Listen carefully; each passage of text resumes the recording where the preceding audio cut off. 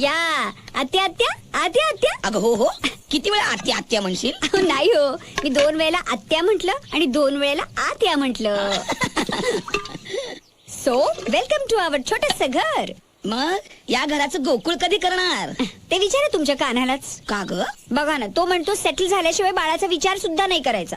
अगं पण 10 वर्ष झाली की तुमच्या लग्नाला, अजून सेटल झाला नाहीये तो. त्याची धरसोड वृत्ती नडते हो दरवेळेला. आता बघा ना, चांगलं टाटाचं काम मिळत होतं तर बाटाच्या कामाच्या मागे लागला. मग काय, बाटाच्या कामाचे तरी 50,000 रुपये मागितले आणि बाटावाल्यांनी नेहमीप्रमाणे एकूण 50,999 रुपये 95 पैसेच कबूल केले. 5 पैशासाठी ह्यांनी काम नाकारलं. पण त्यांनी तरी 5 पैसे नाकारावेच का?